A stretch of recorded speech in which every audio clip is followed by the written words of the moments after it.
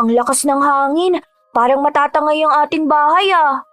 Josh, hinigpitan mo ba ang pagkakatali ng lubid sa mga inilagay mong kawayan? Opo ate, tsaka nilagyan ko pa ng lumang gulong ang bubungan para hindi basta-basta matangay ng hangin. Hindi pa nga tayo nakakabawi dahil sa konting nakukuha nating isda sa dagat nung nakaraang linggo. Nasalanta na naman tayo ng bagyo. Chong, gusto niyo po bang ipagtimpla ko kayo ng kape? Sinabi ko na sa inyong dalawa na sumama na kayo kina Bet na lumikas eh. Ayos lang naman ako rito eh. Nako, hindi pwedeng iwan ka namin dito sa bahay, Chong. Lumaki ang magkapatid na Josh at Maya sa pangangalaga ng tiyuhin nilang si Andrew. 4 na taon pa lamang noon si Josh at 8 taon naman si Maya. Matapos mamatay ang kanilang ama, ay iniwan sila ng kanilang ina sa pangangalaga ng tiyuhin at hindi na sila binalikan pang muli. May kapansanan man, ngunit hindi yun naging hadlang upang itaguyod niya ang 2 bata. Malabo ang paningin ng isang mata ni Tio Andrew at may pagkakuba rin ito. Tumitila na ang ulan. Kaso malakas pa rin ang ihip ng hangin. Ayon sa balita bukas pa ng umaga huhupa ang bagyo. Sana naman hindi tangay ng hangin ang bubong. Mabuti nga't nakumpuni pa natin ang bahay bago bumagyo Napakinabangan pa ang mga yero na ibinigay ni Kapitan na itatapon na sana. Chong, nasabi pala ni Kuya Magno, yung pamangkin ni Kapitan na maaari daw nating arkelahin yung habal-habal niya para daw po hindi na tayo mahihirapan sa paglalako ng isda. Nako, sino naman na magmamaneho nun? Hindi naman ako marunong magmaneho ng motorsiklo. Lalo na't malabo ang paningin ng isa kong mata. Marunong po ako, Chong, kasi tinuruan ako ni Kuya Magno Ay wag na, baka madisgrasya pa kayo. Magdadahan-dahan lang naman ako sa pagmamaneho Tsaka mapapabilis ang paglalako namin ni ate. Sa gayon makakapagpahinga ka na rito sa bahay. Kayo talaga mga bata Kaya ko pa ang sarili ko. Isa pa mapanganib yung pagsakay ng motorsiklo. Marunong din po akong magmaneho, Chong. Alam namin na kahit hindi ka nagrereklamo, sumasakit na yung paa mo. Tingnan mo nga puro kalyo at napapadalas ng kumikirot. Chong, malaki na po kami ni ate. Kaya na naming pagsabayin ng pag-aaral at trabaho. Kinakailangan mo ring magpahinga. Itinuring na anak ni Andrew ang mga pamangkin. Kaya't gano'n na lamang ang kanyang sakripisyo upang maitaguyod niya ang pangangailangan ng magkapatid. Mabuti't humihina na ang pag-ihip ng hangin. Inanod na ng tubig ang ibang kabahayan na malapit sa pangpang.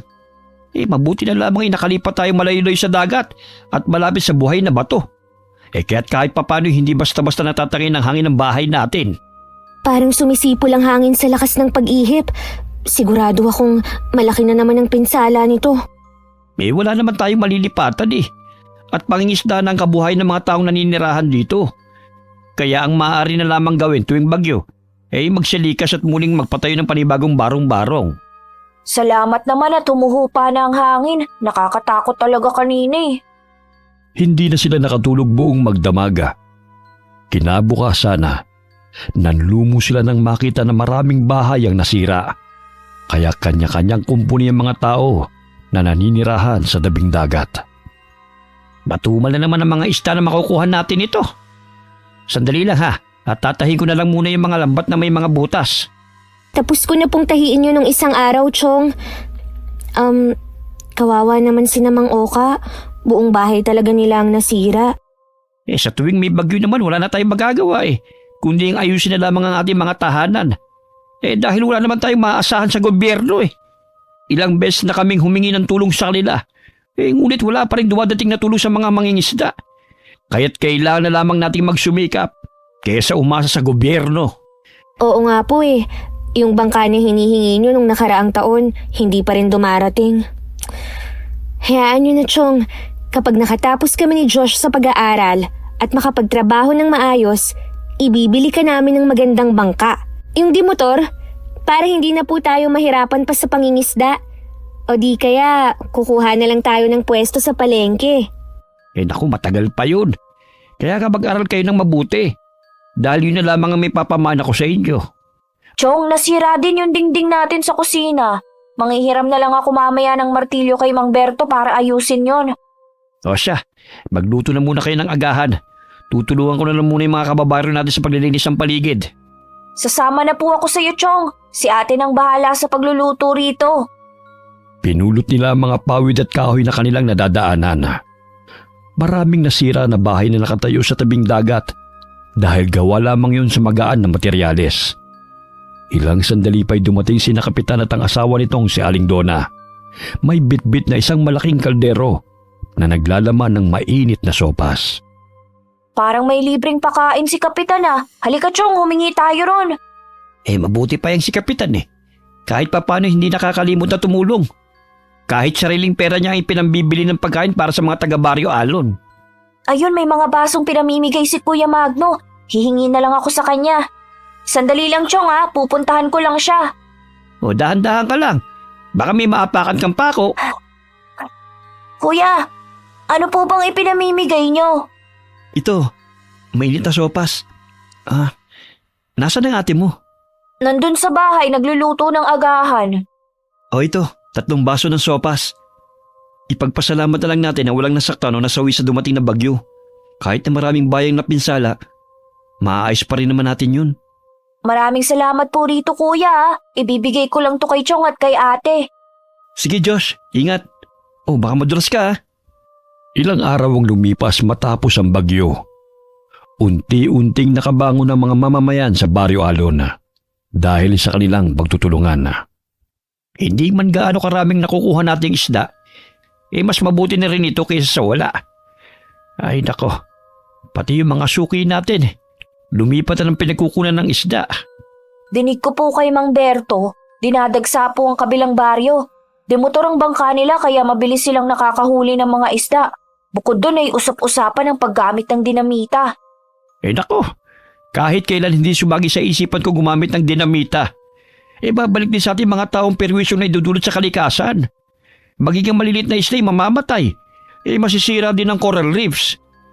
Ilang beses ang pinagbabawal ang paggamit ng dinamite. Ngunit may matitigas ang ulo pa rin mga mangingisda.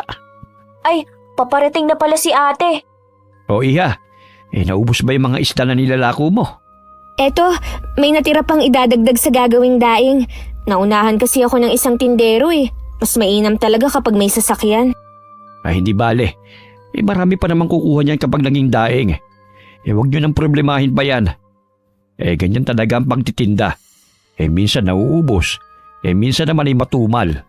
Kaya nga po, Chong, pumayag na kayong sumabay kami kay Kuya Magno para hindi maubos sa mga paninda nating isda. Kinakatakot ko yung baka madisgrasya kayo. Hindi yan, Chong. Kesa naman palagi na lang nahuhuli tayo sa pagde-deliver. Kaya nauunahan tayo ng mga ibang tindero eh. Siya, basta siguraduhin yung ligtas kayo ha. Ilang sandali pa'y hiniwa ni Tio Andrew ang mga isda at ibinabad sa toyo na may kalamansi. Sa tuwing hindi nauubos sa mga nilalako nilang isda, ay ginagawa niya yung daing. Dahil sa sikreto nitong sangkap, ay naging malasa ito na siyang nagugustuhan ng kanyang mga kakilala. Bago ko makalimutan, 5 supot ang daing ang order ni Helena. Mamaya ihatid mo to sa kanila, iho. Naku, halos kalahati ang tubo ni Aling Helena sa mga daing na kinukuha niya sa atin. Ano kaya kung kami na lang ni ate ang maglako sa mga kabahayan sa Karatig Baryo at Purok? Sasama kami kay Kuya Magno. Marami naman yung kakilala eh. Ayan na naman kayo eh. Nadadala na naman kayo sa kwento ng binatang yun. Alam nyo naman na wala tayong sariling motorsiklo. Hindi katulad nila na nakakarating saan man nila gustuhin. Kaya nga po aarkelahin namin ni ate ang habal-habal niya kung hindi siya naglalako. Ako na lang po ang maghahatid ng mga daing mamaya kay Aling Helena. Babaliktarin ko lang yung mga pinatuyong daing sa labas. Sige iha, at magpapahinga na muna ako. Sumasakit na naman ito kasing tuhod ko at likod ko eh. Maya-maya'y hinatid ng dalaga ang mga daing sa bahay ni Helena. Mahigit 30 minuto ang kanyang lalakarin bago makarating sa bahay ng ginang. Nadaanan siya ni Magno sakay ng habal-habal, kaya pinasakay siya nito. Saan ang punta mo, Maya? Mukhang daming daing yan ah. Sa bahay ni Aling Helena, ihahatid ko lang to. Saan ba ba ang bahay nila? Sa Purok 3. Ang layo pa nun ah. Ihahatid na kita. Ilang beses ko nang sinabi sa inyo na sumabay na kayo sa akin sa paglalako eh. Kayo rin na mahihirapan sa paglalakad. Tiyak na mauubos ka agad ang paninda nyo.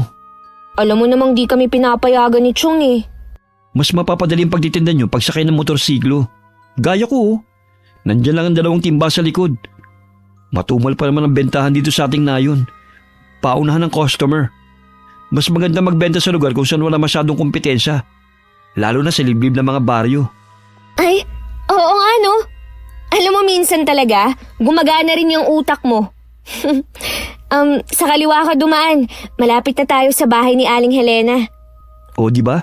Wala pa 15 minuto nakarating na tayo rito. Samantalang kung lalakarin, aabutin ka pa ng 1 oras. Tipid pa sa oras at pagod. Oo na, tama ka na nga eh. Wala pang 30 minuto'y nakauwi na kaagad si Maya sa kanilang bahay. Pangiting nagpaalam si Magno sa dalaga habang kumikindat pa ito palayo. Abay, ang bilis mo naman ate ah. Nadaanan kasi ako ni Magno, kaya hinatid niya ako kay na Aling Helena. Mabuti nga yun eh, dahil hindi na ako nahirapan sa paglalakad. Alam mo ate, matagal ko nang napapansin na may lihim na pagtingin niyang si Kuya Magno sa'yo eh. Ang lagkit kasi kung makatitig sa'yo eh. Masyado kang malisyoso. Nasaan na si Chong? Andun sa loob, inihahanda ang mga daing na i-deliver niya sa palengke bukas. Tayo na lang ang maghatid nun ate. Makisakay tayo kay Kuya Magno para di na mahirapan sa paglalakbay si Chong papuntang bayan. Oo, pwede naman. Sinabi rin niya sa akin kanina na sumabay na raw tayo sa kanya. Parang may namumuong love team ah. Loko-loko. Love team ka dyan. Tulungan mo na nga lang ako sa paglipat nitong mesa dahil hindi na naaarawan ng mga daing. Mabait at masipag naman si Kuya Magno. Kung manliligaw yun sa'yo, wag mo nang palampasin pa. Tsaka bihira lang sa lalaki ang walang bisyo ah. Wala pa sa isip ko ang magpaligaw no. Isa pa, pag-aaral muna ang kailangang unahin para naman makatulong tayo kay Chong Andrew. Wala pa sa bukabularyo ko ang mga bagay na yan. Dumating ka na pala, Maya. Ang bilis mo naman ah. Ay, opo. Ito pala yung bayad ni Aling Helena. Sa susunod na linggo ay magpapadeliver ulit siya ng daing. Parang nagtatalo na naman kayong magkapatid. Ano bang problema? Wala ho, Chong. Ito kasing si Josh eh. Ang kulit. Parang narinig ko kanina ang boses ni Magno. Naparito ba siya? Ay opo Chong, hinatid kasi siya ni ate. Sinabi na sa'yo na mapapabilis ang pagdi-deliver ng daing at isda kapag nakisakay sa habal-habal ni Kuya Magno eh. Di ba ate? Ilipat mo na yung isa pang mesa para mainitan ng mga daing. Puro kakalokohan eh. O siya, kayo na muna magbantay sa mga binilad. Pupunta na ako kay Berto. Sige po, Chong. Gamit ang pinulit na plastik na inilagay sa dulo ng patpat, ay tinataboy ng binatilyo mga langaw na siyang umaaligid sa mga binilad na isda. Nakakainis naman tong mga langaw. Kahit anong gawin ko, hindi pa rin umaalis. O Diyos, bakit sa lubong na naman yung kilay mo? Kaharap lang naman yung mga daing ah. Ang dami kasing mga langaw, ayaw magsialisan eh. Sana naman ba ang punta mo? Diyan lang kila Mang Oka. Tamang-tama. May dala akong insenso rito. Nirekomenda ng suki ko. Ito yung ginagamit niyang pantaboy ng mga insekto. Pati lamok at ibis daw ay namamatay kapag sinindihan to. Talaga kuya? Hindi ko pa naman nagagamit. Sindihan mo nga kung epektibo. Sandali at kukuha lang ako ng posporo. Nandyan ba yung ate mo? Oo, bakit? Wala naman. Kanina lang magkasama kayo eh. Tapos hinahanap mo na siya agad. Gusto mo tawagin ko? Hindi na. Kumuha ka na lang ng posporo para masindihan na natin tong insenso. Kung mabisa nga ba sa pagpatay ng mga langaw. Naku kuya ah. Napapansin ko napapadalas ang paghahanap mo kay ate. Bakit hindi mo ako diretsuhin na may gusto ka kay ate Maya? Hinaan mo nga yung boses mo. Mamaya marinig ka ng ate mo eh. Baka di na ulit sumama sa akin yun. Mataray pa naman yun. Oh, ito ng posporo kuya. Huwag ka mag-alala. Andun siya sa loob ng bahay nagtutupi ng mga damit. Sinindihan ni Magno ang insenso matapos na iabot ni Diyos sa kanya ang posporo. Umusok ito at humalimuyak ang kakaibang bango ng insenso na may lemon scent. Tignan mo kuya, nagsilaglaga ng mga langaw na kanina pa'y nagliliparan. Abay gumagana nga ang incense stick. Panalo to ah. Bibili ako kay Ginoong Tan kapag nakapag-deliver ulit ako sa kanya ng daing. Filipino-Chinese kasi yun eh. Pero alam mo ba Josh? Bukod daw sa pantaboy ng insekto, ang insensong to, nagtataboy din ito ng masasamang elemento at enerhiya. Katulad din ba to sa insensong ginagamit ni Mang Paeng na pantaboy sa mga aswang at itim na elemento? Siguro. Parehong insenso lang naman yun eh. Kaso pinasosyo lang ito at pinabango. Magkano ba to kuya? Bilhan mo nga rin kami para hindi na ako mahirapan sa pagpapaypay ng mga binilad para itaboy ang mga langaw. Nakakangalay sa braso eh. Oh, sa inyo na tong isang karton. 20 pirasong naman yan. Kaso nga lang, mga 5 hanggang 10 minuto lang siguro tumatagal. Tapos napupudpud na kagad matapos na masindihan. Mas mainam na to kaysa magpaypay. Isang piraso pa lang ang nasindihan, ang dami ng bumabagsak na langaw oh. Hanep naman ito. Nagtatawa na ng dalawa habang nagkukwentuhan. Lumabas ng bahay si Maya upang tignan kung sino ang kausap ng kapatid. Napasinghap siya nang makita si Magno na gumugulo sa buhok ng binatilyo. Kahit papano'y naging mag-aangang loob nila sa lalaki dahil tinutulungan sila nito upang mapadali ang kanilang mga gawain. Ayan na pala si ate, kausapin mo na. May kailangan ka ba sa akin, Magno? Ay, wala naman. Napadala lang naman ako rito para subukan itong insenso na ibinigay ng suki ko. Tignan mo ate oh, hindi na tayo mamomroblema sa mga langaw dahil sa magic na incense stick na to. Ay, ang galing nga oh! Ang daming namatay na langaw. Pati ba masamang budhi pwedeng patayin yan? Grabe ka naman sa masamang budhi. Sino naman ang tinutukoy mo? Sino pa nga ba? E di yung kaklase niyang bruha. Bakit? Ginugulo ka ba niya? Hindi naman. Naalala ko lang siya. Baka kaya ng insensong yan na patahimikin ng mga masasamang nilalang katulad na lang ni Kathy. Puro talaga kayo kadakuhang dalawa. Sa Sabado wala akong pupuntahan. Baka gusto niyong samahan ko kayo na maghatid ng inyong paninda. Bukas kuya, may pupuntahan ka ba? Oo, sa bayan. Gusto niyo bang sumama? Ayos! Kami na lang ang maghahatid ng mga daing sa palengke. Sasabihan ko mamaya si Chong na sasabay na lang ako sa'yo. Nagkano ba ang arkela papuntang bayan? Libre na lang. Baka gusto niyo sumabay na lang palagi sa akin. Para naman mabilis na maubos yung mga daing na paninda niyo. Minsan kinukulang pa nga yung mga islang tinitinda ko eh. At tagahanap talaga yung mga tao ng daing para matagal nilang maiimbak. Hulog ka talaga ng langit sa amin, kuya! Okay lang, Josh. May payakap ka pa talaga sa kanya. Kung gusto mo, ikaw na lang yumakap sa kanya. Nagsiselos ka yata eh. Che! Loko-loko ka talaga. Bantayan mo yung mga daing, hindi yung kung ano-ano ang pinagsasasabi mo. Diyan na nga kayo. Napatakip ng bibig si Magno dahil pigil ang kanyang pagtawa sa sinabi ng binatilyo.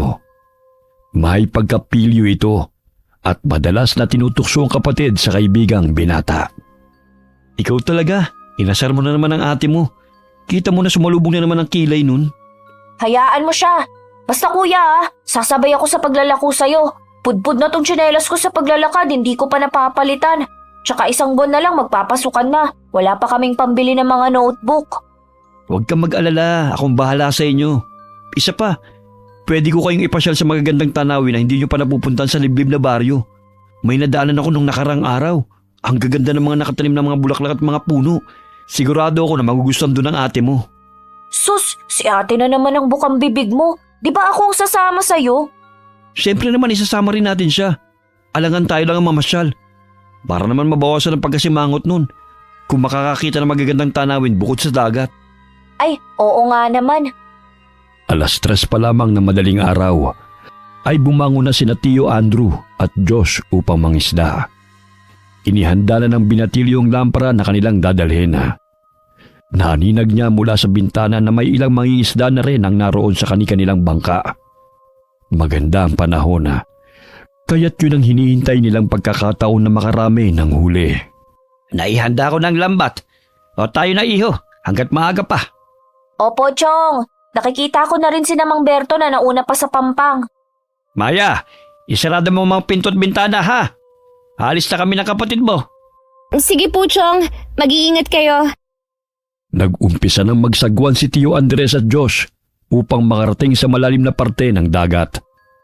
Itinapon ni Tio Andres ang lambat sa tubig at naghintay sila ng ilang minuto bago hilahin muli yun.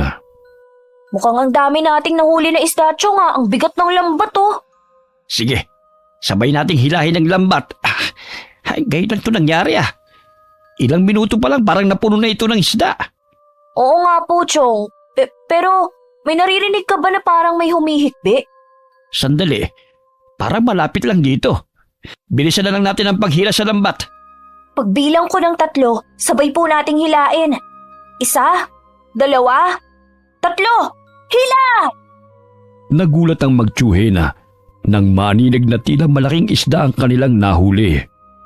Bagamat kalahating isda at may katawan ng isang tao, may palikpik ang mga tenga nito at may kaliskis ang balat. Tila maihalin tulad sa 3 taong gulang na bata ang laki nito. Chong, hindi isda ang nahuli natin, kundi parang kataw. Shh! Huwag kang maingay. Kailangan natin siyang ibalik sa dagat bago pa may makakita sa kanyang ibang mangingisda. Sigurado ako na isa siyang batang kataw na naligaw sa karagatan. Nakakatakot man ang kanyang mukha dahil sa matatalas niyang ngipin, pero mababanaag ang pangamba sa kanyang reaksyon. Nilalang ng dagat, huwag ka matakot sa amin. Hindi ka namin sasaktan. At sana huwag mo rin kami sasaktan. Ibabalik ka namin sa tubig. Ngunit siguraduhin mo makakauwi ka ng ligtas upang hindi manganib ang buhay mo sa ibang mangingisda. Chong, tignan mo parang naiintindihan ka niya.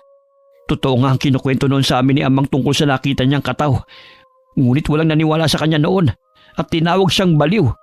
Dahil sa dami ng mangingisda rito, wala pang nakakita ng kataw.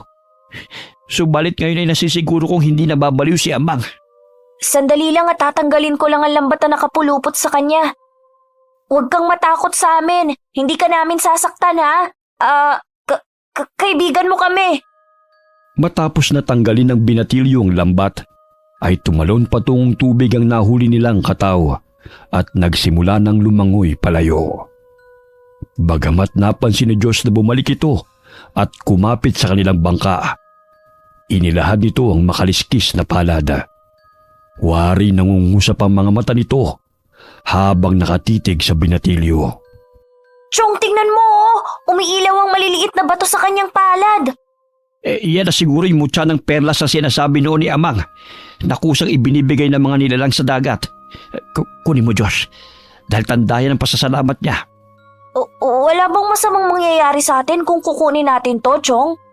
Ang pagkakaalam ko, mahiwaga ang batong yan. Sige na, kunin mo na, bago pa may makakita sa batang kataw na yan. Kinakabahang kinuha ng binatilyong kumikinang na perlas na kasing laki ng Holena. Ilang sandali tumango-tango ang batang katawa at napangisi pa ito kay Diyos bago lumangoy palayo sa kanilang bangka. Mag-iingat ka, kaibigan! Huwag ka magpapahuli sa ibang tao, Itago mong batong ibinigay niya sa'yo dahil maraming tao magkaka-interest dyan. Noong panahon pa ni Amang, sinasabi niya na tanging mga manggagamot lamang ang nakakaalam tungkol sa bisa ng batong yan. Maraming hiwaga na pumapalob sa perlas na yan. Sandali, mukhang bumibigat na naman ang lambat natin Baka kataw na naman ang nakapasok. Hilahin natin, ang bigat na naman. Chong, ang daming isda Naku, swerte tayo ngayon. Punong-puno ang mga banyera. Umuwi na tayo, iyo. Sadyang mabait ang kataw na ating natulungan. Chong, parang may naaaninag akong 3 ulo na lumilitaw. Ayun Marahil sinundo na siya ng kanyang mga magulang. Hindi ako makapaniwala na totoo pala ang mga kataw. Hindi lang siguro sila nagpapakita sa mga tao dahil sasaktan sila o di kaya ay pag-aralan. Ayon kay Ama, naninirahan sila sa pinakailalim na bahagi ng dagat kaya hindi sila natatagpuan. Siguro namasya lang ang batang kataw kaya nakarating siya rito. O siya, tulungan mo na ako sa pagsasagwan para makauwi na tayo.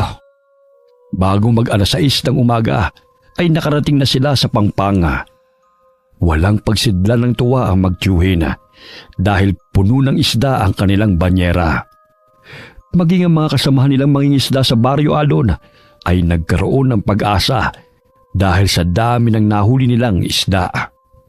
Tignan mo, Chong, pati si Mang Oka at Mang Berto ay marami ang huli. Yun ay dahil sa nilalang na nasa dagat. Kapag mabuti ka sa kanila, ay susuklian ka rin nila ng kabutihan. Kaya nga ipinagbabawal sa lugar natin ang gumamit ng mga dinamita upang mapanatili ang kagandahan ng dagat. Oo nga po Sana tuloy-tuloy na po ito. Sa dami ng isda na nahuli ng mga mangingisda, ay muling nabuhay ng loob ang mga taong naninirahan doon, sapagkat ilang linggo nang matumal ang kanilang huli. Ilalako na lang namin ni ate ang natitirang mga isda. 2 balde pa kasi ang natira oh. Mabuti naman bumalik na yung mga suki natin at sa atin kumuha ng isda na tinitinda nila sa palengke. Chong, hindi ako makapaniwala na ang dami niyong nahuli ngayon. Ang saya po ng mga mangingisda, oh. Ay, sinabi mo pa. Malaking biyaya ng Diyos at kalikasan ang dumating ngayong araw. Kaya ipagpatuloy lamang natin ang kabutihan sa ating mga puso. Nakapagluto na po pala ako ng almusal. Tayo na, Chong. Ako na ang magdadala ng 1 balde. Matapos na makapag-almusala, ay nagsimula ng maglakbay ang magkapatid patungo sa Karatig Barangay. Nadaanan sila ni Magno, kaya pinasakay sila nito sa motorsiklo. Akin na nga yung mga balde. Hindi pa kayo nakakarating sa pupuntahan nyo, pagod na kayo. Isa pa, hindi ito mauubos dahil sa maraming ang naglalako rito. Kaya doon tayo magtitinda sa liblib na baryo. Baka naman delikado ang lugar na yan. Huwag kayong mag-alala. May kakilala akong suki ron, si Aling Rima. Minsan na siyang bumili ng isda sa akin. Panghuling supot ng paninda ko. Sinabi kasi niya sa akin na hatiran ko raw sila ron. Marami pang mga tao sa sitio Santolan. Saang lugar na naman yun? Sumakay na lang kayo para lalarga na tayo. Basta siguraduhin mong mauubos ang mga isda namin, ah. Sus, wala kang tiwala sa akin eh. Kinukulang nga yung mga paninda ko eh. Sumakay ka na kasi. Ang dami mong pantanong eh. Sa gitna ka na ate, matatakutin ka pa naman. Yakapin mo ng mahigpit si Kuya Magno para hindi ka mahulog. She, kung hindi lang talaga mabigat yung balde, hindi ako sasama sa inyo. Tsaka baka naman maglakwatsa lang kayo kung kayong dalawa lang. Kumapit kayo na mabuti ah. Alis na tayo. Naglako sila ng mga isda sa mga kabahayan. Dumaan din sila sa tindahan ni Ginoong Tana upang bumili ng incense stick na kanilang gagamitin sa pagpuksa sa mga langaw. 5 kahon ang binili ni Maya at agad na isinilid sa kanyang baga. Maraming salamat po, Ginoong Tan. Pwede po bang bangus na lang ang pambayad dito? Natawa ang matandang lalaki, ngunit pumayag din naman ito. Agad nilang tinungo ang sitio ng Santolan kung saan ang liblib na lugar na tinutukoy ni Magno. Nadaanan nila ang mga nakahilerang puno ng mga santol. Ilang sandali napamangha ang magkapatid sa natatanaw nilang mayayabog na mga halaman ng sampagita at gumamela. Wow, ngayon lang ako nakapunta sa lugar na to ah. May naninirahan pa pala rito? Ang layo na nga nito sa lugar natin. Parang wala namang katao-tao rito, kuya. Meron yan. Nakasalubong ko pa nga nun si Aling Rima at ang 2 niyang anak eh. Sabi niya marami pang pamamahay sa dulo. Kaya lang hindi ko na napuntahan dahil huling isda na yung nabili niya. Natuwa nga siya nung makita ako eh. Ayun, kuya, may tao. Pangising sinalubong ng matandang babae sina Magno at ang magkapatid, kasama ang 2 kalalakihan. Nakangiti man, ngunit matalim na nakatitig ito sa kanila, na animoy nananabik na makakita ng ibang tao. May bit-bit silang mga basket na gawa sa yantok dahil yun ang kanilang tinitinda. Magandang umaga sa inyo mga bata. Mabuta't napagawi kayo rito sa aming lugar. Magandang araw po, Aling Rima. Kagaya po ng sinabi ko, babalik po ako para dalhan kayo ng mga isda. Maging yung mga kababaryo nyo. Ikaw ba yung binata na pagbilhan ko noon? Mabuti naman naalala mo pa ako. Oo. Marami pa akong mga kasamahan dito. Tsak na bibili ang mga yon. Sumama kayo sa amin. Kahit hindi nyo na po kami samahan, mukhang may pupuntahan pa rin po kayo eh. Huwag kang mag-alala. Ihahatid lang namin ang mga basket na to sa mga kasamahan namin. Lalagyan kasi nila ng prutas sa gagawing piging eh. Tamang-tama ang pagdating ninyo dahil may pandagdag sa handaan. Ay, ano po bang okasyon? Anibersaryo ngayon at may gaganaping kasal bukas. Napamangha ang magkapatid sa ganda ng kapaligiran. May hanging bridge pa silang madaraanan, kaya't nagdalawang isip si Magno na dumaan doon sakay ng motorsiklo. Malayo pa ho ba yung mga kabahayan dito, Aling Rima? Hindi naman masyado. Mahigit 20 minuto lang naman ang lalakarin at makakarating na tayo sa mga kabahayan. Parang ginuhit ang mga magagandang tanawin dito, no? Hindi pa nadidiskubre dahil liblib na lugar na dito. Oo nga kulang na lang may lumabas na zombie sa kakahuyan, kagaya ng napapanood ko sa TV. Ay, nako. Umiiral na naman yung imahinasyon mo. Ang isipin mo, may isang balde pa ng isda tayong ititinda. At kung paano ito mauubos. Huwag mong alalahanin yan, Ineng. Dahil pagdating natin sa munti naming komunidad tsak na dudumugin yung mga isda ninyo. Sapagkat bihira lang nakakakain ng isda ang mga taga rito. Anong kinakain nyo rito, Manang? Gulay at prutas. Minsan naman karne ng mga naliligaw na mga hayop sa gubat. Iniwan ni Magno ang motorsiklo sa lilim ng puno. Dahil napansin niya sa tuwing umiihip ang malakas na hangin ay tila sumasayaw ang hanging bridge. Itinago niya ang susi sa bulsa at binitbit na lamang ang isang balding isda na natira. Hindi may paliwanag ni Diyos ang paninindig ng balahibo habang sumusunod sa matandang babae at 2 lalaking kasamahan nito. Napansin din niya na may munting liwanag na tumatago sa kanyang bulsa. Hindi siya nagkakamali na nagmumula yun sa batong mutya ng perlas na ibinigay sa kanya ng katao. Bakit biglang kuminang kaya ito? Tapos namamatay-matay din na animoy na pupunding ilaw. Josh, yung flashlight ng lighter mo umiilaw Ha? Oo nga pala. Nakalimutan kong patayin. Napansin rin pala ni ate ang tumagos na liwanag sa aking bulsa.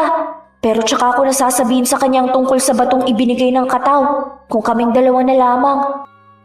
Pumitas na mga dahon ng binatilyo at isinilid yun sa disipor nitong bulsa ng maong na shorts. Sa gayon ay matakpan nito ang liwanag na nagmumula sa perlas. Ate, tignan mo ang mga tao. Ang tatalim nila kung makatingin.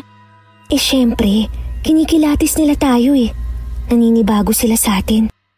Oh, nandito na tayo. Sandali at tatawagin ko lang ang mga kasamahan namin para naman makatikim din sila ng sariwang isda. Sila pala ang gumagawa ng mga duyan at basket na nakikita kong binibenta sa bayan. Bata pa lamang ay marunong na Ang galing nila. Ate, parang may nararamdaman akong kakaiba sa lugar na to. Matapos nating maibenta ang mga isda, umalis na kaagad tayo rito. Ayan mga kasama. Dinala na tayo ng sariwang isda ng mga bago kong kaibigan. Bumili na kayo. Malalaki po yung mga bangus na tinitinda namin. Tsaka mura pa. Sulitin nyo na hanggat narito pa sila. Dahil minsan lang tayo makakatikim ng sariwang ulam. Napalunok ng sariling laway si Josh nang marinig ang sinabi ng matandang babae. Wari tumindig ang mga balahibo niya sa katawan dahil napansin niyang napangisi ito ng nakakaloko habang palipat-lipat ang tingin sa kanilang tatlo. Bahagyang nagulat si Maya nang amoy-amoyin siya ng 2 dalagita na tumabi sa kanya. Nalalanghapan niya ang hininga ng mga ito kaya napatakip siya ng ilong. Nakakapanibago naman ng mga tao rito. Parang mga aso na inaamoy-amoy ako. Siyempre, amoy isda ako ngayon Maraming salamat po, Aling Rima, at sa mga kasamahan nyo dahil naubos to mga paninda namin. Sa susunod na linggo naman po kami makakapaglako rito. Sige po, alis na ho kami. Teka.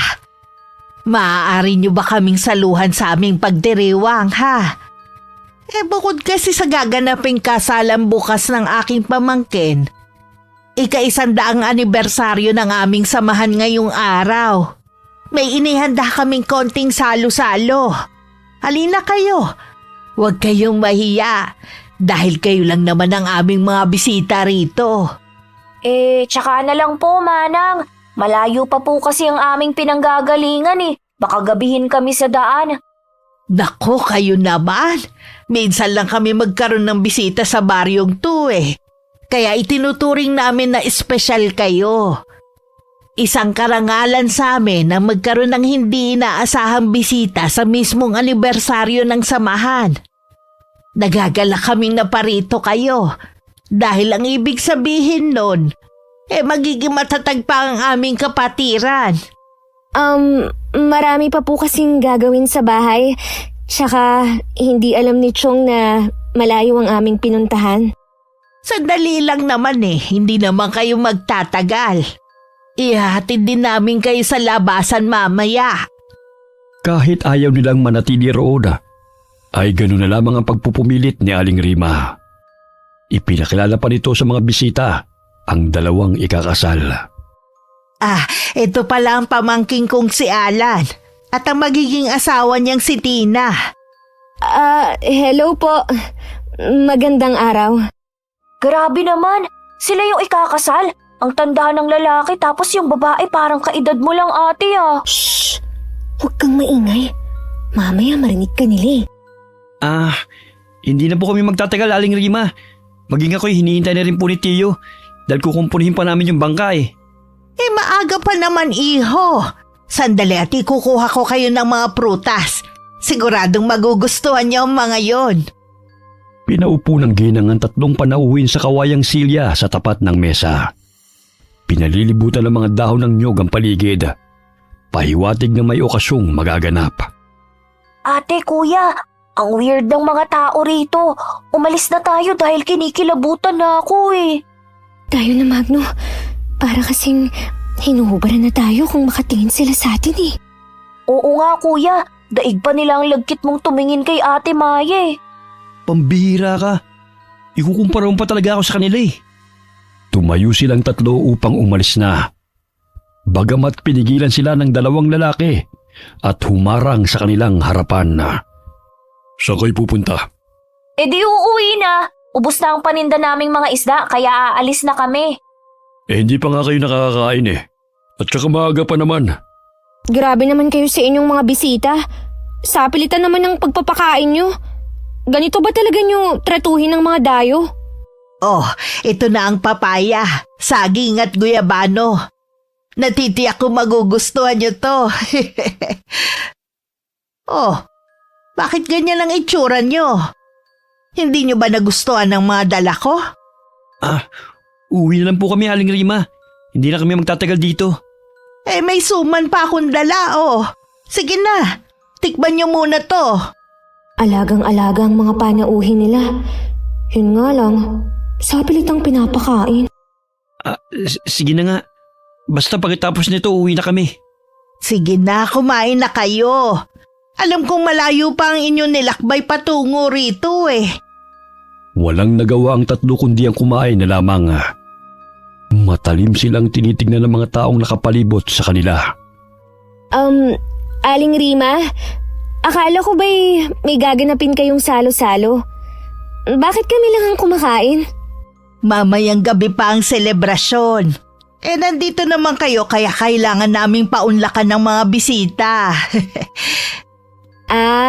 Ganun pala. Maghuhugas lang po muna ako ng kamay. Nasaan ba ang poso nyo? Nandun lang sa likod bahay, iho. Tinungo ng binatilyo ang poso kung saan itinuro ng ginang. Naghugas siya ng kamay. Hanggang sa maninaw niya sa siwa ng kawayang dingding ang isang lalaki na naghihiwa ng isda sa kusina. Pambihira, kinakain niyang sariwang hasang ng isda. Nakakadiri, hindi nga sila pangkaraniwang tao. Kailangan kong sabihan sina Kuya at Ate Maya.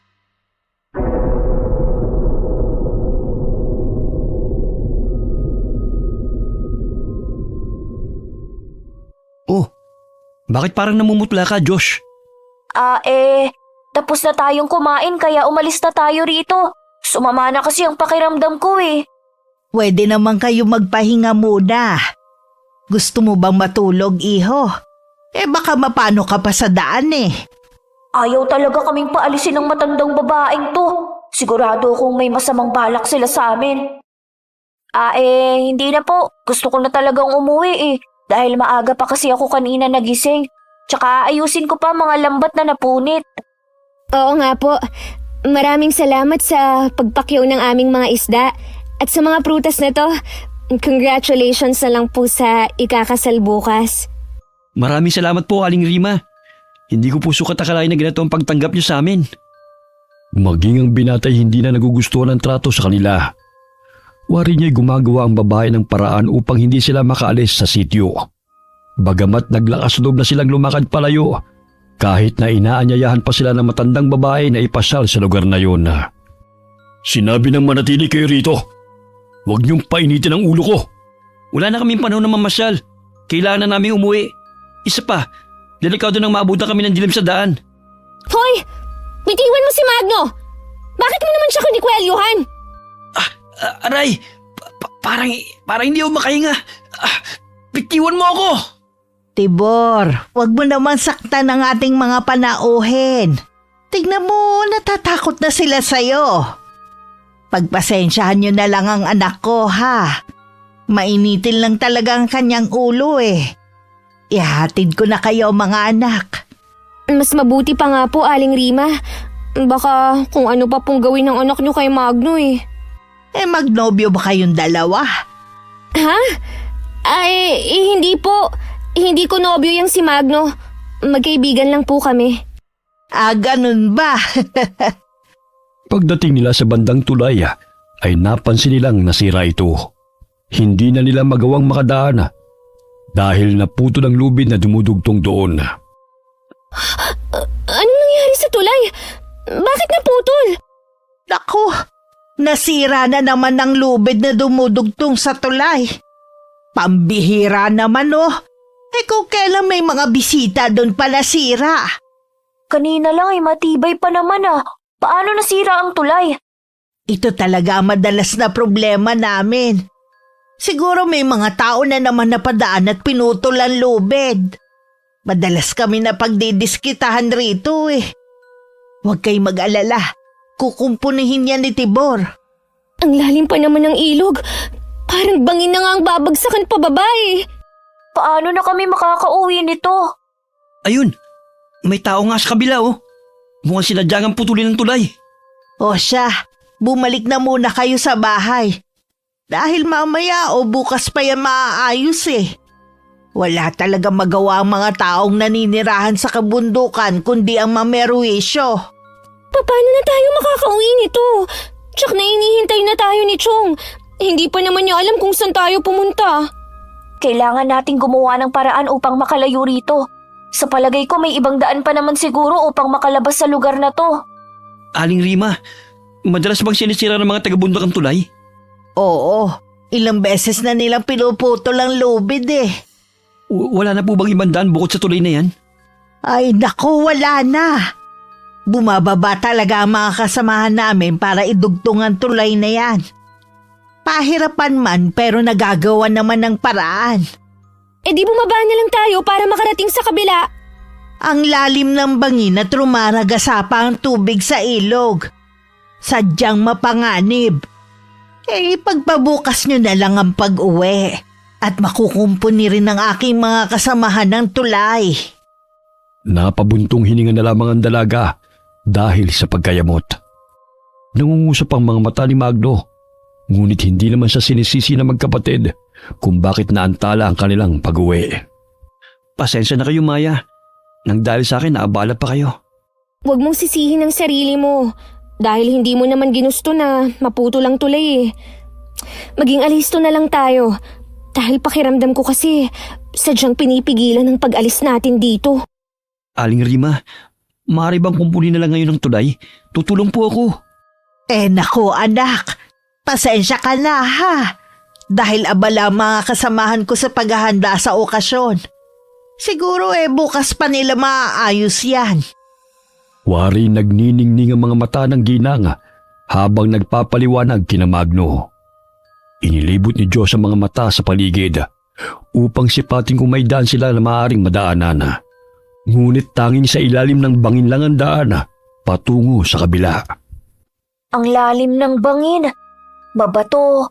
Ngunit mahihirapan din tayo sa pag-akyat sa kabilang dako kapag nandun na tayo sa ilalim. Kaya nga eh. Ay naku, ang tangi na lang nating pag-asa ang maayos ang tulay na yan. Sino ba naman kasi ang walang yang yun na sumira ng tulay? Nakakainis naman. Sumapit ang hapon. Naging abala ang mga taong naninirahan doon sa gaganaping okasyon. Wari nakakabingi ang kanilang sigawan na siyang nagpapahiwatig ng kanilang kagalakan. Parang mga baliw na nagtatatalon habang sumisigaw. Anong klaseng pangkat kaya sila? Hindi ko rin alam. Wala naman sa kultura ng mga Pilipino ang ginagawa nila eh. Baka naman grupo sila ng kulto, ate. Alam niyo na bang nakita ko kanina na kinakain ng isang lalaki ang hilaw na hasang? Baka naman mamaya, laman loob naman natin ang kainin nila. Totoo ba yan? Baka naman namamalikmata ka lang. Sasabihin ko nga sana sa inyo eh. Kaso nga lang biglang nagalit yung anak ng matanda kay Kuya Magno. Kaya hindi ko na ipinagpatuloy. Kakaiba ang mga taong naninirahan dito. Hahanap tayo ng paraan para makaalis tayo rito. Kahit saan man tayo magpunta, hindi tayo nilulubay ng kanilang paningin. Napaupo na lamang ang tatlo sa lilim ng puno habang nag-iisip ng paraan kung saan daraan. Hanggang sa maisipang muli ni Josh na bumaba na lamang sa bangin at baybay ng ilog. Sumang-ayon ang dalawa, kaya tumayo sila at nagsimulang maglakad patungo sa sirang tulay bago pa mangyari ang masamang kutob nilang tatlo. Saan kayo pupunta? Ang titigas talaga ng ulo niyong tatlo. Sinabi na ngang manatili kayo rito eh. Bakit ba ayaw nyo kaming paalisin? Wala kang pakialam kung gusto na naming umuwi. Nang umapa kayo sa lupang ito, nagbigay na kayo ng pahintulot na pagmamay-ari na namin kayo. Walang sino man na nakakalabas sa baryo. Anong pinagsasasabi mo, ha? Hindi nyo kami pagmamayari. Kaya pwede ba? Hayaan nyo na kami. Huwag mo akong hawakan! Ano ba? Malalaman nyo lang yan pagdating ng takdang oras. Mga kasama, italin nyo na sila! Aray! Saan nyo kami dadalhin? Pakawalan nyo kami! Mga salbahe kayo! Huwag na kayong pumalagpa kung ayaw nyo masaktan. Sa wakas, meron na magiging handa sa aming okasyon. Isang buwan ring hindi kami nakakatikim ng sariwang laman at dugo. Aso nga kayo! Aray! Ang braso ko! Bitiwan mo ako! Hayop ka! Mas masasaktan talaga kayong tatlo kapag nagtangka pa kayong lumaban. Hala! Lakad! Oh, anong kaguluhan to? Aling Rima, sinasaktan kami ng lalaking to. Tulungan niyo po kami. Bakit nyo sinasaktan ng mga panauhin natin? Ingatan nyo naman sila dahil malaking parte sila sa handaan. Isa ka ring masama katulad nila. Mga hayop kayo! Alam mo, iho, nagpapasalamat ako sa'yo dahil nagdala ka pa ng 2 kasamahan mo. Kahit papano magiging masaya ang anibersaryo at kasalan na gaganapin sa aming tribo. Hindi ako makapaniwalang makakalasap din kaming muli ng sariwang dugo ng tao. Mga demonyo kayo! Mabanlin lang! Huwag kang mag-alala. Hindi namin kayo pahihirapan. Parang kurot lang naman ng langgam ang inyong mararamdaman eh. Ipasok nyo na sila sa kulungan. Siguraduhin yung hindi sila makakalabas. Malakas na suntok ang dumapo sa pisngi ni Magno nang itulak niyang lalaking pumipigil sa kanya. Muli siyang hinablot nito at binalibag sa lupa. Matapang ka? Gusto mo ngayon palang iburahin ko na yung pagmumukha mo? Tama na yan, Tibor. Huwag masyadong mainit ang ulo. Mamaya mapatay mo pa yan bago sumapit ang hating gabi. Dahan-dahan lang sa pambubugbog sa lalaking yan. Sayang ang dugo na lumalabas sa kanyang katawan. Kinaladkad nila ang 3 bihag patungo sa kulungan. Kinandado nila ang pinto upang masiguro na hindi makakawala ang mga ito. Walang iya sila. Gagawin pa tayong panghanda sa kanilang okasyon. Josh, tanggalin mo ang lubid na nakatali sa aking kamay. Diba may lighter ka dyan? Sunugin mo yung tali. Wala, ate. Pero may posporong kasama sa mga insensong binili mo kay Ginoong Tan. Sandali at kukunin ko sa iyong bag. Ang sikip naman, Tito. Wala pa silang mas malaking kulungan. Patawarin niyo ako dahil ako nagdala sa inyo sa lugar na ito. Hindi ko rin kasi alam na mga aswang sila. Huwag mo nang isipin pa yan, Magno. Kailangang makaalis tayo sa lugar na to bago pa tayo katayin ng mga aswang na yun. Ito na ang posporo. Nakuha ko na. Sandali at sisindihan ko na yung lubid na nakatali sa kamay mo, ate. Dahan-dahan lang. Baka masunog pa tayo. Andan sa ng kwartong ito? Siguro marami na silang dinala ng mga biktima rito. Sinabi mo pa. Oh, akin yung kamay mo, Josh. Kakalagan na rin kita. Hindi ako makagalaw ng maayos. Sindihan natin yung insenso mamaya. Dahil pantaboy rin niya ng masasamang enerhiya. Maaari din siguro panlaban niya sa masasamang nilalang na katulad nila. Oo nga pala. Marami-rami to. Sana makatulong sa atin. Ayan! Nakalas ko ng mga tali sa pa ako. Kakalaga na kita, kuya. Shh! May paparating. Huwag kayong magpapalata na wala na kayong tali. Narinig nila ang mga yabaga, kaya't saglit silang napahinto sa pagbubulungan. Napangisip pa ang lalaki habang tinitignan nito ang mga bihaga. Aba, yung babait niyo naman pala eh. Kailangan lang talaga na ikulong kayo para tumahimik. Huwag kayo mag-alala. Malapit na magsimula ang pagdiriwang. Magiging bayani rin naman kayo eh. Dahil marami kayong mapapasayang tao. Muling sinarado ng lalaki ang pintuan at agad na umalis. Ipinagpatuloy ng binatilyo na kalagan si Magno, kaya't nakakagalaw na sila kahit papano sa masikip na silid na yon. Josh, kung wala kang talang lighter, ano yung umiilaw sa bulsa mo kanina? Mutsang perlas yun. Ibinigay ng kaibigan kong Kataw. Kataw? Paano nangyari yun? Totoo ba sila? Ito, binigay niya sa akin ng pakawalan ko siya. Hindi namin inaasahan ni Chong na papasok siya sa lambat habang kami nangingisda sa laot. Sabi pa ni Chong, mahiwaga raw ang mutyang ito. Ngunit hindi ko naman alam kung paano gamitin at kung matutulungan nga ba tayo nito ngayon. Itago mo yan, Josh. May kinuwento na sa amin si Lola tungkol sa mutya ng perlas na yan. Ayon kay Lola, may liligtas kanya sa panganib, lalo na sa karagatan o saan mang may anyong tubig. Paano kung sa lupa? Tulad ngayon na nanganganib ang buhay natin. Hindi ko alam eh. Ngunit magkakaroon ng kakaibang lakas ang pinagkalooban ng mutya na ibinigay ng mga Kataw. Napakaswerte mo, Josh, dahil nagkaroon ka niyan. Akala ko nun sabi-sabi lang yan eh. Pero totoo pala yan. Ang ganda ng perlas. Nagliliwanag ang kulay asul at berde na may halong pula sa gitna. Kakaiba nga yan. Oo nga eh, mabuti na lang hindi ito nahulog dahil may zipper tong bulsa ko. Binalot ko nga sa dahon para matakpan ang pagliliwanag nito. Itago mo na yan. Baka makita pa ng mga aswang. Ano na nga bang nangyayari sa mundo? Kuta ng aswang ang napuntahan natin. Tapos may kaibigan kang Kataw.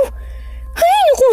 Hindi ko na talaga maintindihan kung totoo ba to o nananaginip lang ako. Hindi ka nananaginip. Totoong narito tayo sa lugar ng mga aswang. At maya-maya lang ay pagsasalusaluhan na nila ang mga laman natin. Napakahirap naman tanggalin ang kadena na nakapulubot sa pinto. Wala tayong susi kaya hindi natin mabubuksan ang kandado. May hairpin ako. Itong gamitin mo para mabuksan ang kandadong yan. Baka naman kumana. Ang talino mo, ate ah. Kaya pilib sa'yo si Kuya Magno eh.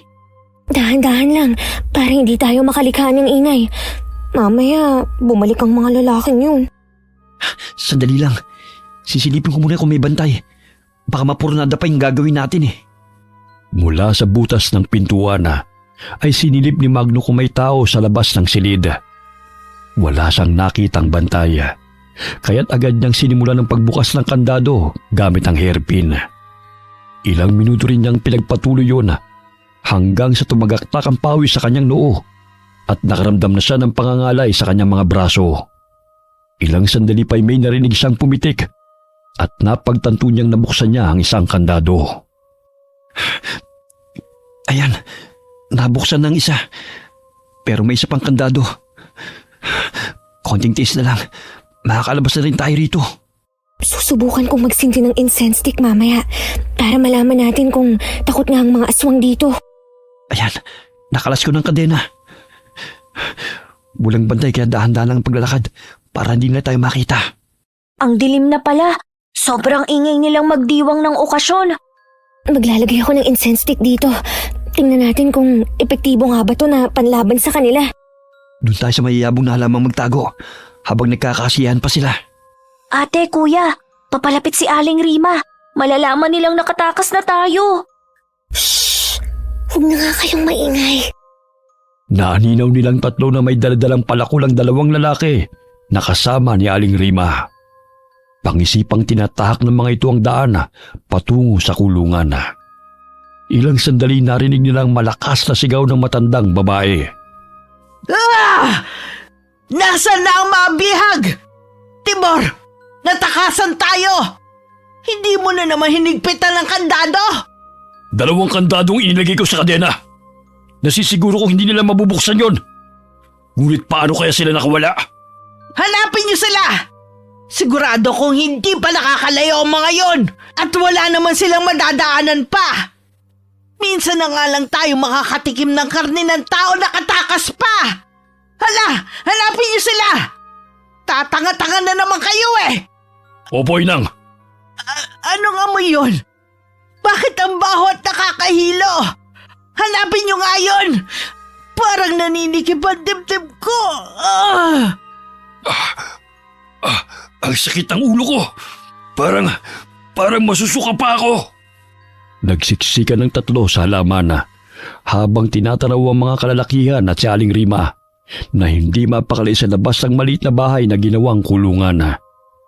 Humahangos ang ginang dahil sa paninikip ng dibdib nito sa amoy ng insensong inilagay ni Maya sa likod ng pintuan. Umalis na tayo rito bago pa nila tayo mapansin. Dahan-dahan lang. Doon, sa kakahuyan. Baka may daan palabas sa lugar na to. Sandali lang. May taong naglalakad. Magtago muna tayo sa puno. Pigil hininga ang tatlo habang nagkukubli sa punong kahoy. Pasipul-sipul pa ang lalaki hanggang sa lumampas ito sa kanila. Nagpatuloy sila sa lakad-takbo nila hanggang may mapansin silang bahay. Sumilip si Joe sa bintana upang sipatin kung anong meron doon. Namilog ang kanyang mga mata nang mapansin ang nakahigang matanda sa papag. Pinapahira ng langis ng babae ang buong katawan nito. Ate, kuya, tingnan nyo. Parang kalansay na yung matanda. Ngunit gumagalaw-galaw pa to. Tila mga 100 na yata ang edad niya na. Aswang din kaya yan? Tayo na. Mami, may dumating pa at maabutan pa tayo rito. Tingnan nyo, pinapakain ng babae ng sariwang isda ang matandang yon. Tsaka pinapainom pa ng sariwang dugo. Nakakadiri naman yan. Nadidinig kong boses ni Aling Rima at ang mga kasama niya. Ang dami na nilang naghahanap sa atin.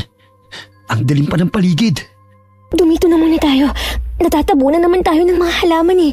Kaya hindi naman nila tayo makikita rito. Napatampal si Maya sa kanyang bibig nang dumungaw sa bintana ang babae nagpapahid ng langis sa matandang nakahiga. Nakiusyoso ito kung anong pinagkakaguluhan ng mga kasamahan nito. Bing, meron ka bang napansing 3 tao na dumaan rito? Lintik na takasan tayo ng mga bihag! Umiling-iling ang babae at muling bumalik sa higaan ng matandang lalaki. Ipinagpatuloy nito ang pagpapainom ng sariwang dugo sa matanda. Pigil ang paghinga nilang tatlo habang nagkukubli sa mga halaman. Hanggang sa gumalaw si Magno dahil kinaagat ng mga langgam ang kanyang paa. Ano ba, Magno? Bakit ang likot-likot mo? Mamaya, mapansin nilang nandito tayo eh. Pinapapak ako ng langgam. Hindi ko na kaya. Tiisin mo na muna. Konti na lang at makakalampas na sila rito. Hindi ko na talaga kaya. Baka mamaya umabot pa ang mga langgam sa itlog ko. Pati puwet ko ang kati-kati na.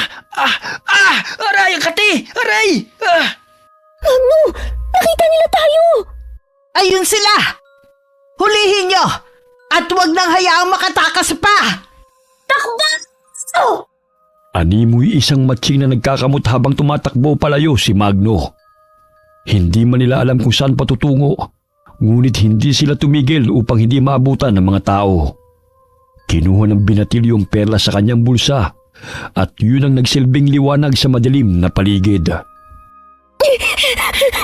Magno, tulungan mo akong sindihan tong mga incense stick. Nangihina nga sila tuwing nakakalanghap nito. Sige, pero ang kati talaga ng katawan ko. Pakikamot nga muna yung likod ko. Pambira nakasabay pa talaga ang mga langgam sa pagpapahirap sa akin.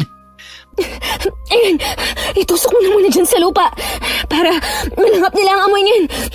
Ayos na siguro ang 5 piraso. Ikalat mo na lang. Ate! Kuya! Ayun, may daan!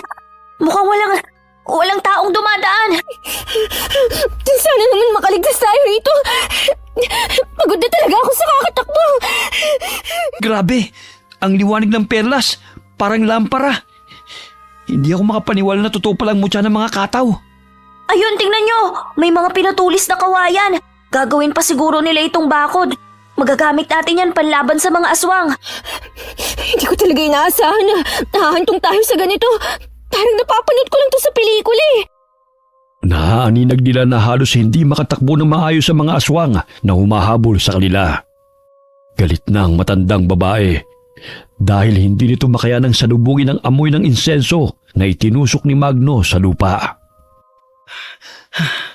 Mahigit 5 minuto lang ang tinatagal ang insensong yan. Kaya magpatuloy na tayo sa pagtakbo. Pagod na talaga ako, Magno. Ang sakit-sakit ng paa ko. Kakargahin na lang kita. Hindi pwede huminto tayo. Tama si Kuya, Ate. Kaya magtiis na muna tayo.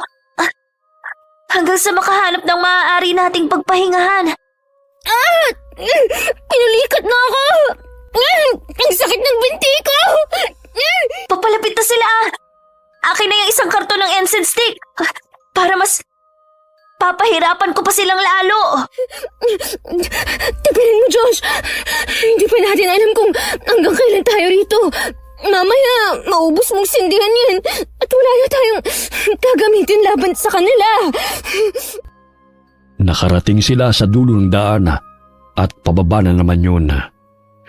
May nakitang pinuto na saging si Josh at naisipan itong doon sumakay pababa sa madamong parte ng lupa. Sinunod ng dalawang naisip ng binatilyo. Nagpadausdo sila pababa sakay sa puno ng saging. Parang naglalaro lang tayo Aray! Ang balakang ko! Tulungan niyo akong makatayo. Ang bata mo pa pero daig mo pa si Aling Rima na nirarayuma. Nag-iinarte ka lang yata dahil nandito si Kuya Magno eh. Sa tingin mo ba, may panahon pa akong mag-inarte? Gayong hinahabol na tayo ng mga aswang. Huwag na kayo magtalo. Umalis na tayo habang malayo pa sila. Gusto ko na talagang magpahinga. Ang sakit na ng mga paa ko. Josh, takpo mo muna yung perlas para hindi tayo matunto ng mga kalaban. Maghahanap tayo ng lugar na maaari natin pagpahingahan. Nagulat sila nang biglang may sumulpot na isang lalaki sa kanilang harapan. Pasinghot-singhot pa ito ng makaamoy ng sariwang dugo na nagmumula sa mga galos nila. Hoy! Lumayo ka sa amin! Nakikita mo bang kawaing to? Hindi ako magdadalawang isip na itarak ito sa bungo mo! Tao. Tama, tao. Sa wakas, makakalasap na rin ako ng sariwang dugo. Wala na kayong mapupuntahan pa. Dahil wala nang daan rito palabas. Huwag kang paharang-harang kasi sa daan. Paano kami makakadaan kung nandyan ka? Matapang ka, buibit ka. Gusto mo bang ikaw ang unahin kong patayin? Josh, mag-iingat ka! Lumayo ka sa kanya! Wala niyang iniisip kundi ang mapawi ang kanilang gutom. Lumayo ka sa aswang na yan! Nanginginig na dumampot ng bato si Maya at binato yun sa aswang na humarang sa kanila. Tinusok din ang binatilyo gamit ng kawayan ng tiyan nito. Dahilan na napatras ang aswang at malakas na pumalahaw. Yeah! Gutom na nga ako.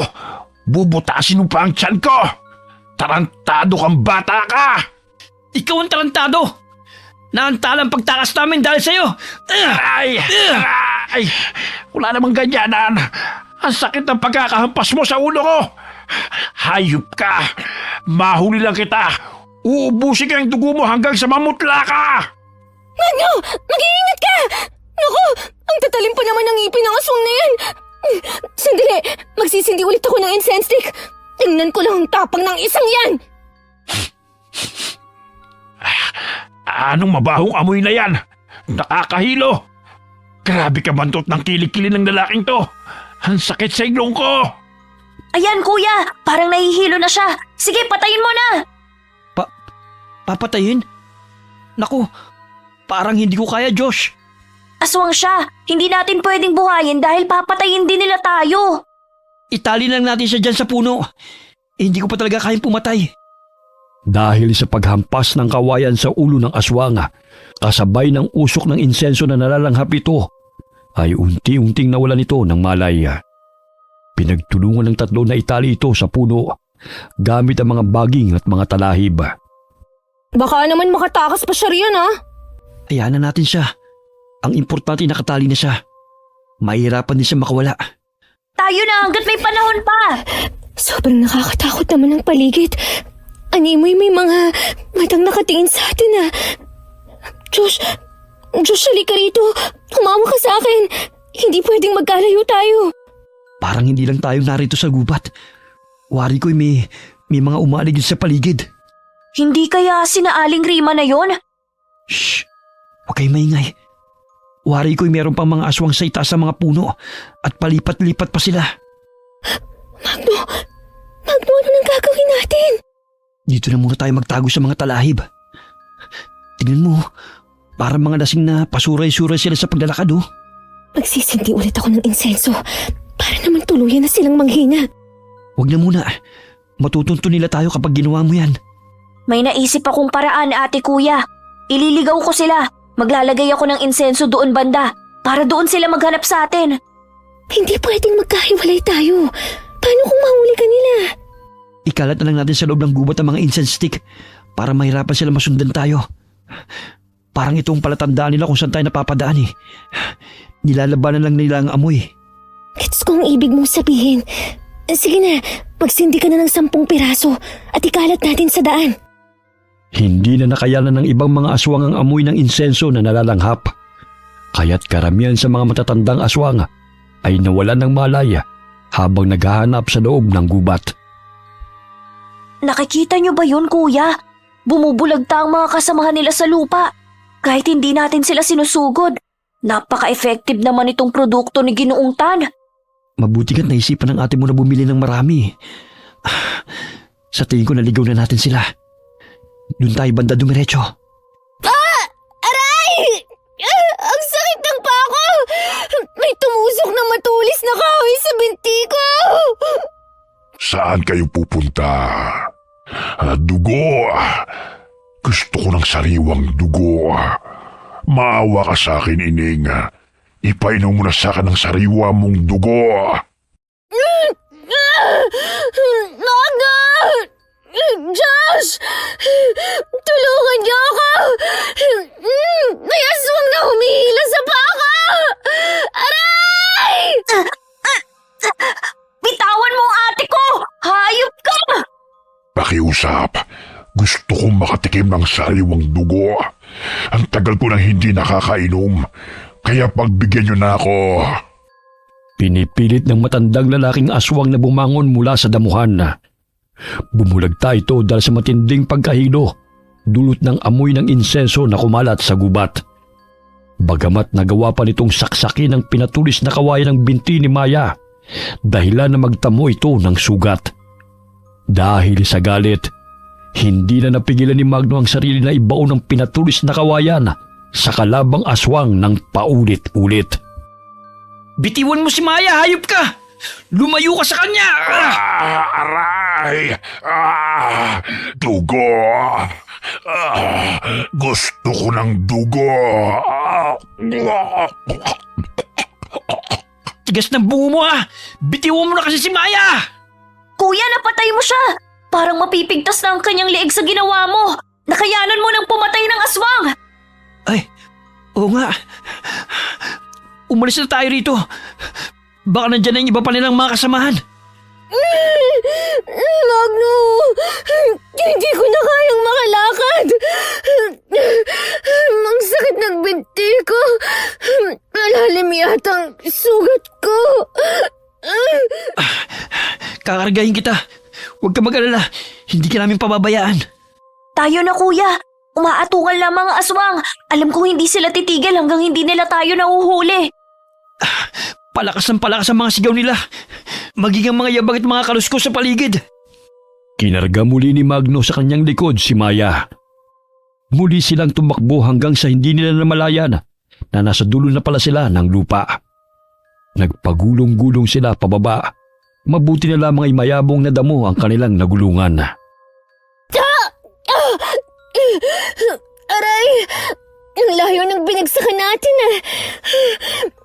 Ang sakit ng katawan ko. Aray! Parang napilayan yata ako. Kuya Magno, nasan ka? Magno! Magno, nasan ka? Bakit hindi ka nagsasalita? Hoy! Anong nangyayari sa'yo? Ate, nandito si kuya. Mukhang nawalan siya ng malay. May dugong noo niya. Ha? Josh, ano nang gagawin natin? Ang bigat pa naman yung buhatin. At saka, ang sakit ng sugat ko sa binti. Maging ako'y hindi makakalakad ng maayos. Mamatay na kaya tayo? Mag-iisip ako ng paraan. Hindi ako papayag na mawawalan ng saysay ang lahat ng paghihirap natin. Malapit na siguro tayo sa ilog dahil may naririnig akong rumaragas ng tubig. Dumito muna kayo at magmamasid lang ako sa paligid. Maliwanag at bilog ang buwan, kaya siguro nagdidiwang ang mga aswang. Tinapik-tapik ni Maya ang pisngi ni Magno upang gisingin ito. Hindi na niya napigilan ng mapaiyak dahil sa magkahalong takot at pag-aalala sa kanilang sasapitin mula sa kamay ng mga aswang. Inilibot ng binatilyo ang paningin. Naaninong niyang nakababa na nga sila kung saan naroon ang kabahayan ng mga aswang. Bagamat batid niyang malalim ang tubig sa ilog. Hindi pa rin kami makakatawid sa kabilang dako dahil malalim ang tubig. Sana naman ay may tumulong sa amin para makaalis na kami rito. Hindi ko na alam ang gagawin ko. Kinuha ni Diyos ang mutya sa kanyang bulsa habang nagsasalita. Pumatak ang kanyang luha patungo sa perlas, kaya't muli itong lumiwanag ng nakakasilaw. Ilang sandali na aninag niyang may mga aswang na papalapit sa kanilang kinaroroonan at nagpadaus-dus na rin pababa. Ayun sila! Wala na silang matatakbuhan pa! Kaya hulihin na ninyo ang tatlong yan! Anong nakakasilaw na liwanag na yun? Bakit parang ang sakit sa mata? Eh di flashlight! Sige na! Tulungan mo ang mga kasamahan natin! Nang sa gayon ay masimulan na ang handaan! Josh, nasaan ang posporo? Nandito na ang mga aswang. Sindihan mo na ang incense stick upang lumayo sila. Hala, nasa na kaya ang posporo? Nabitawan ko siguro kanina nung mahulog kami. Aray! Bitiwan niyo ako! Pakiusap! Saan niyo dadalhin si Magno? Ang titigas ng mga bungo ninyo ha! Patayin itong kasama mo! Kaya wala na itong silbi sa inyo! Bitawan niyo sila! Hindi ako papayag na maging handa sa piging niyo sina ate! Josh? Anong nangyayari sa'yo? Umiilaw yung mga mata mo, katulad sa perlas na hawak mo. Tsaka yung tubig sa ilog, gumagalaw habang kinukumpas mo ang iyong mga kamay. Anong nangyayari sa batang yon? Bakit umiilaw ang kanyang mga mata? Nakakasilaw! Ikinumpas ng binatilyo ang kanyang mga kamay patungo sa mga aswang na kumakaladkad kay Maya at Magno. Malakas na nagsibagsakan ng namumuong tubig sa mga kalaban dahilan na masaktan ng mga ito. Ang sakit nun Saan ang gagaling ang matitigas na bagay na yun? Anong hiwaga na papaloob sa binatilyong yon na wari lumulutang sa tubig? Bitawan niyo ang ate ko! Etong sayo! Maging si Maya'y hindi makapaniwala na lumulutang ang kapatid sa tubig habang lumiliwanag ng kulay berde ang mga balintataw nito.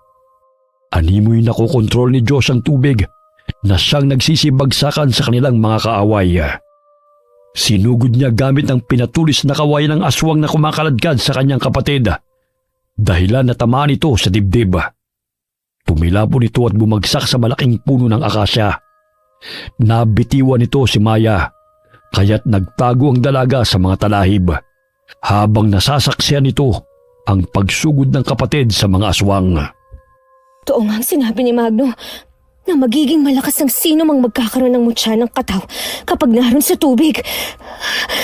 Hindi ako makapaniwala na magagawang makipaglaban ni Josh. Si Magno, ayun siya, nabitawan din ng aswang. Kailangan ko siyang lapitan at gisingin. Hoy babae! Saan ka pupunta? Ang kulit nyo rin talagang magkapatid. Bakit hindi na lang kayo sumama ng matiwasay? Upang hindi na kayo masaktan pa! Hindi kami sasama sa inyo! Pinagkatiwalaan ka namin! Ngunit tatraidorin niyo lang pala kami! Naghahanap buhay kami ng maayos! Ano naman? Mamuhay rin kayo ng patas! Ang tanda-tanda mo na, ngunit hindi ka marunong mamuno sa mga sinasakupan mo! Etong sayo! Ah! Akala mo talaga makakaya mo kung babae ka? Pwes hindi ko na patatagalin ang buhay mo! Dito pa lang papatayin na kita! Humabang tila niyan papalapit sa akin! Kailangan ko siyang ilagan! Aray! Ang sakit ng pako! Ngunit hindi ako magpapatalo sa kanya! Nakapa ng dalagang pinatulis na kawayan sa damuhan at pilit na tumayo. Bago pa pumulupot sa kanyang legang mahabang dila ng aswang, ay tinusok niya na ito. Dahilan na malakas itong pumalahaw. Pilit niya itong hinila, ngunit napakadulas ng dila ng aswang. Ilang sandali na alimpungatan si Magno at napasapo sa sugatang noo. Naninag niya ang binatilong sumusugod sa mga kalaban nilang aswang habang nakalutang sa tubig. Nabaling ang kanyang tingin kay Maya na nooy humahangos na nakikipagpambuno sa inang aswang. Isa kang salot! Ikaw ang dapat mamatay, hindi kami! Tutusukin ko yung mga mata mo! Nang sa gayon, wala ka nang makita na inyong bibiktimahin! Aray! Aray! Tigilan mo yung pagsasabunot sa buhok ko! Ang sakit! Kakalbuhin talaga kita! Inuubos mo ang pasensya ko eh! Imbes na magsaya kami dahil naubos ang aming paninda, napalitan niyo ng takot dahil sa mga halang na kaluluwa na kagaya mo! Hindi kita bibitawan hanggat hindi ako nagsasawa! Buisit ka! Buwisit ka rin! Napakalakas mo rin pala! Aray! Nalalagas na ang mga buhok ko! Dahil sa matinding galit ay itinarak ni Maya ang pinatulis na kawayan sa noo ng inang aswang. Sumirit ang dugo sa noo nito. Hindi pa nakontento ang dalaga. Muli niyang sinaksak sa dibdib ang aswang hanggang sa unti-unti itong nawalan ng buhay. Napalingon siya sa kanyang likuran nang maramdamang may papalapit. Paika-ika siyang lumakad upang sugurin gamit ang pinatulis na kawayan ng taong yun. Maya! Maghunos dili ka! Ako to! Magno, mabuti at nagising ka na! Akala ko namatay ka na eh! Halika! Magtago ka muna rito. May paparating. Parang natakas pa oh. Pwes, ako nang harap sa kanila. Baka mapano ka pa! Hayaan mo na lang sila! Hindi pwede. Hanggat nabubuhay ang mga aswang na yan, marami pa silang mabibiktima. Kaya kailangan natin silang puksain. Ayun na sila, Magno! Mag-iingat ka! Hinarangan ng binata ang tumatakas na aswang. Nadapa pa ito ng matamaan ng nag-anyong batong tubig sa likod. Kaya't nagkaroon ng pagkakataon ng binata na hambalusin ng paulit-ulit ang mga aswang na umahandusay sa lupa. Maawa ka sa akin. Pakiusap. Huwag mo kong patayin. Hindi na ako lalaban sa iyo. At hahayaan ko na kayong makalis sa lugar na ito. Ngayon pa talaga na may laban na kami sa inyo? Kanina, halos lumuhod kami sa pagmamakaawa. Tila mga bingi kayong lahat. Hindi na kita bubuhayin pa. Pinatay niyo si nanay. Mga walang hiya kayo. Kayo nagbigay sa amin ng pahintulot at pumatay sa kagaya ng mga walang awa. Di ba gusto nyo kaming patayin para gawing handa sa inyong pagdiriwang? Pwes, kayo na ang papatayin sa mismong araw ng anibersaryo nyo para wala na kayo mabibiktima pang muli. Paulit-ulit na hinambalos ni Magno sa ulo ang aswang na si Tibor. tumatalsik pa ang malalapot itong dugo mula sa natatamo nitong sugat. Aray! Tama na! Mga hayop kayo! Kayo mga hayop! Dahil kumakain kayo ng tao! Hindi lang hayop, kundi kampo ng dyablo! Dapat ubusin ang lahi ninyo! Magno, tingnan mo. Parang hindi na siya gumagalaw. Patay na siya. Nararapat lang yun sa kanya. Akala mo kung sinong matapang eh. Marami lang sila, kaya hindi tayo makalaban ng patas. Halika na. Puntahan na natin si Josh. Tingnan mo. Hindi ako makapaniwala na ang lakas ng kapangyarihan ng mutya ng kataw na napa sa kanya.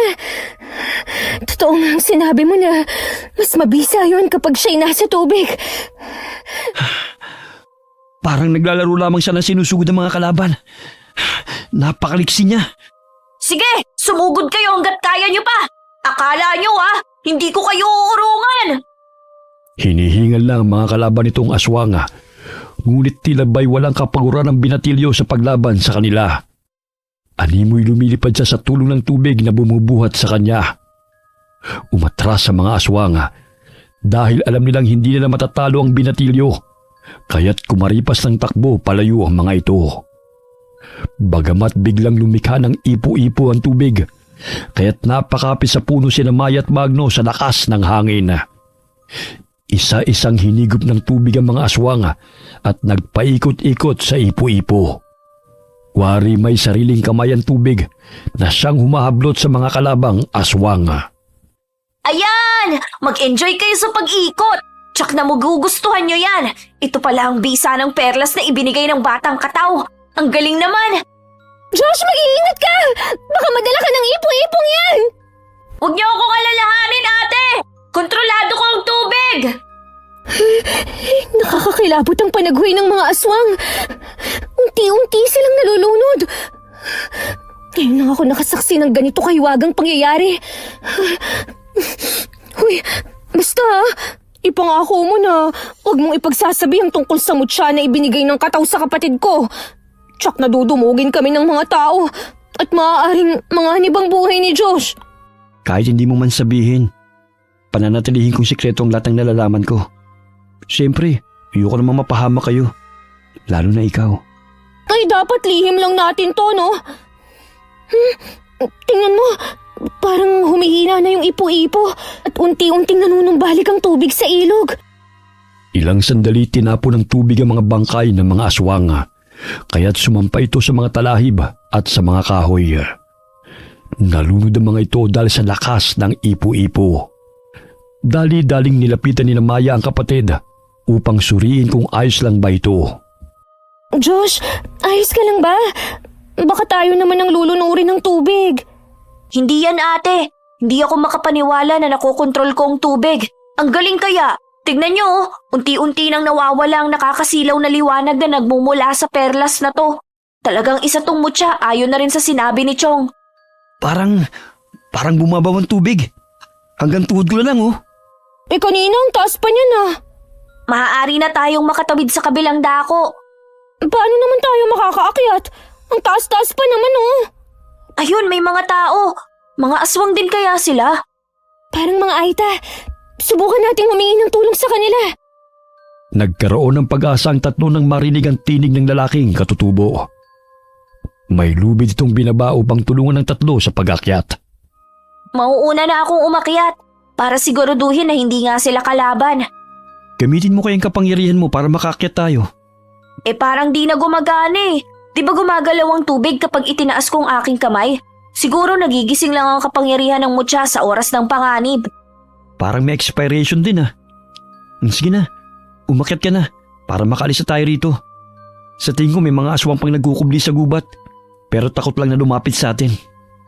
Nang makarating sa itaas na bahagi si Josh, sinalubong siya ng grupo ng mga aita. Nagtulungan ang mga ito sa pag-alalay sa lubid na nakatali sa puno. Sumunod sina Maya at Magno. Ay, sa wakas, nakarating din tayo rito. Ate, hindi nga sila mga aswang. Nasaan ang motorsiklo ko? Iniwan ko lang dito ah. Ay oo nga, paano na tayo makakauwi? Baka naman kinuha ng mga aswang. Patay tayo dyan. Ang layo-layo pa naman ang baryo natin. Tila nabunutan ng tinik sa dibdib si Magno nang mapansin na hinihila ng isang Aita ang kanyang motorsiklo. Inakala ng mga ito na pagmamayari yun ng mga aswang, kaya't naisipan nilang itago. Mabuti na lang, hindi sinira ng mga walang hiyang mga aswang na yun. Kung nagkataon, alay lakad talaga ang gagawin natin. Ang sakit pa naman ng paa ko. Ngayon ko lang ulit naramdaman ang pangangalay sa katatakbo natin. Inanyayahan ng mga katutubong Aita ang tatlo sa kanilang bahay. Nagdalawang isip si Maya. Sa takot na aswang na naman ang kanilang sasamahan. Bagamat nagpausok ng kamangyan ng pinakamatandang Aita upang siguraduhin na hindi sila aswang, kundi sila ang kalaban ng mga aswang ng sityong yun. Napag-alaman din nila na mga Aita ang pumutol sa tulay upang hindi na makalakbay ang mga aswang palabas ng tinitirahan ng mga ito. Inanyayahan ng mga katutubong Aita ang tatlo sa kanilang bahay. Nagdalawang isip si Maya sa takot na aswang na naman ang kanilang sasamahan. Bagamat nagpausok ng kamangyan ng pinakamatandang Aita upang siguruhin na hindi sila aswang, kundi sila ang kalaban ng mga aswang sa sityong yun. Napag-alaman din nila na ang mga Aita ang pumutol sa tulay upang hindi na makalakbay ang mga aswang palabas ng tinitirhan ng mga ito. Mabuti naman makakapagpahinga na tayo. Bukas ng umaga na lang tayo umuwi. Ay, dami mga lamok. May natira pang incense stick. Sandali, sisindihan ko lang. Tignan mo ate oh, hindi sila nabahuan sa incense stick na yan. Kumpirmadong hindi nga sila aswang. Makakatulog na tayo nito. Medyo bumuti ang pakiramdam ko dahil ginamot din ng mga kaibigan nating katutubo ang sugat ko. Hindi na masyadong kumikirot. Good night ate, kuya. Inaantok na talaga ako. Mahimbing na natulog ang tatlo sa bahay ng mga katutubong Aita na tumulong sa kanila. Kinabukasan, matapos nilang mag-umagahan, ay agad na silang nagpaalam sa kanilang mga kaibigan. Nilakbay nila ang daan palabas sa liblib na lugar sa Sitio Santolan. Bit-bit ang karanasan na muntik na silang maging handa ng mga aswang. Okay, sana po nagustuhan niyo yung kwento natin ngayon. Shout out po tayo kay Maricel Escobin from Hong Kong. Shout out kina Emma Alcontin de la Cruz and Berto Macapagal from Bacoor, Cavite.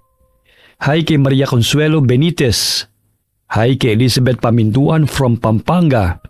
Hi kay Zachary Saranillo from Cebu. Hi kay Florencio Libres from San Policarpio. Shout out kina Billy Ray, Jenny May and Ray Buendia from Luce Buendia ng Nueva Ecija. Kamusta po kayo? Shout out kina Tom, Maricel, Maki, Miko at Mariel at sa Magsino family from Pasig. Kamusta po kayo? Hi kay Marisa Sagadal from Calbayog, Samar.